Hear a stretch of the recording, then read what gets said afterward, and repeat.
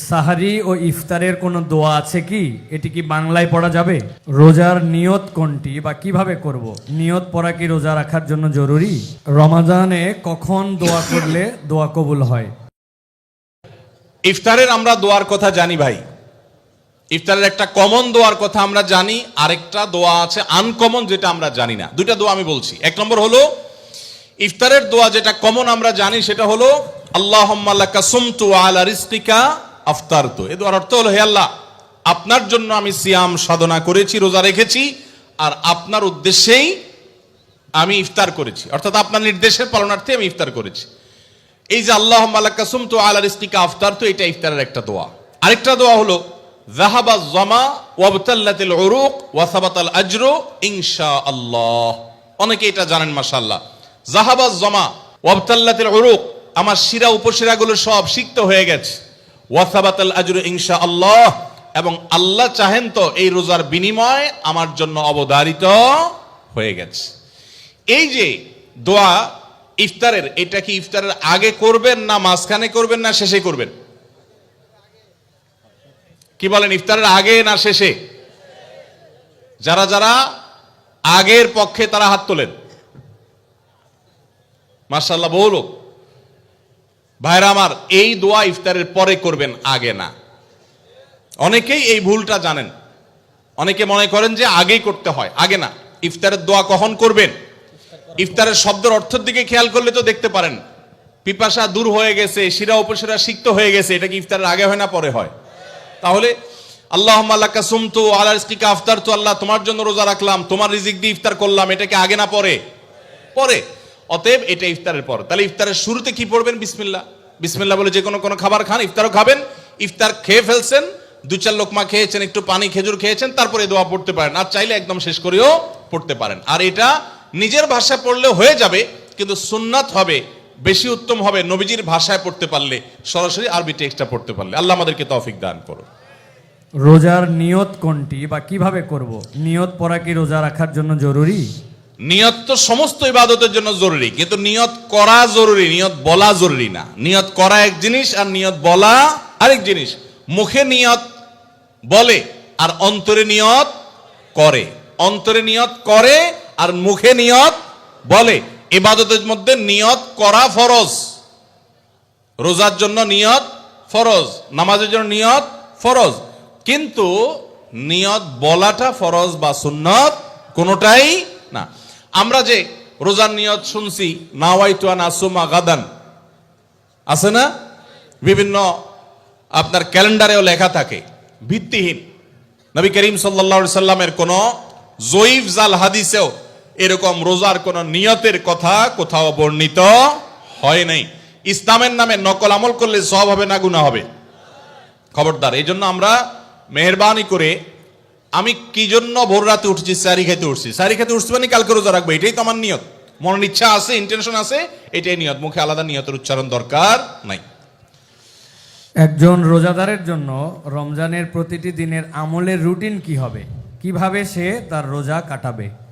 মাশাআল্লাহ, আমাদের একটা নতুন বই বের হয়েছে এবার, সেটা হলো মাহে রমাদানের 27 আমল। এই যে বইটা একটা হাতের সামনেও আছে, মাশাআল্লাহ। এটা মূলত আমাদের একটা বক্তব্যের নির্যাস। এর আগে সোনাইমুড়িতে একটা বক্তব্যে আমরা মাহে রমজানের উপরে একটা গবেষণা করে 27টা আমল কোরআনের আলোকে বের করেছি, সেটা উপস্থাপন করেছি, পরে এটাকে বই আকারে আনা হয়েছে। এখানে রমজানে আপনি কি কি করবেন তার সবগুলোর তালিকা দেওয়া আছে। অতএব এটার আলোকে আপনি আমল করতে পারেন। চাইলে ভিডিও বক্তব্যটা শুনে নিতে পারেন। একবার সকাল থেকে রাত পর্যন্ত একটা সুনির্দিষ্ট রুটিনের মধ্য দিয়ে কাটাবেন।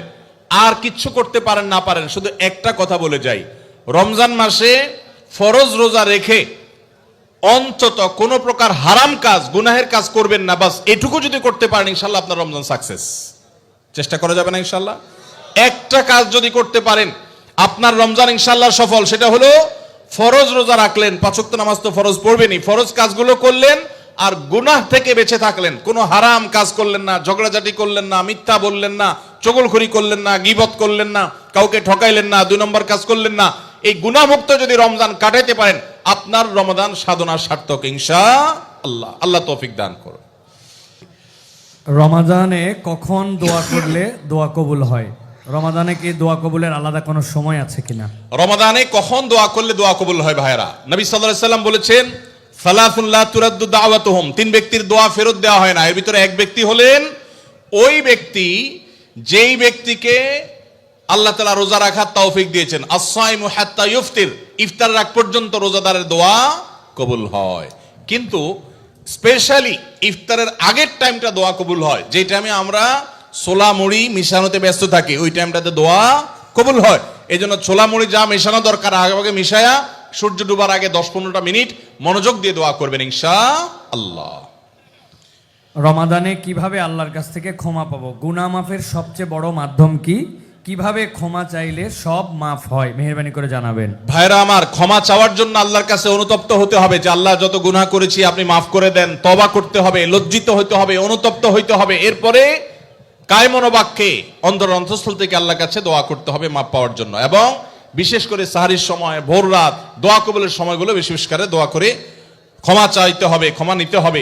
ইফতারের আগ মুহূর্ত এটা দোয়া কবুলের সময়, অতএব সেই মুহূর্তটা বিশেষভাবে দোয়া কবুল করতে হবে। দোয়া কবুলের যে শর্তগুলো আছে, হালাল উপার্জন, কায়মন বাক্যে দোয়া করা, মনোযোগের সাথে দোয়া করা, চোখের পানি ফেলে দোয়া করা, সেগুলো করলে আশা করা যায় আল্লাহ তাআলা ক্ষমার দোয়াও কবুল করবেন। রমাদানে কখন দোয়া করলে দোয়া কবুল হয়? রমাদানে কি দোয়া কবুলের আলাদা কোনো সময় আছে কিনা?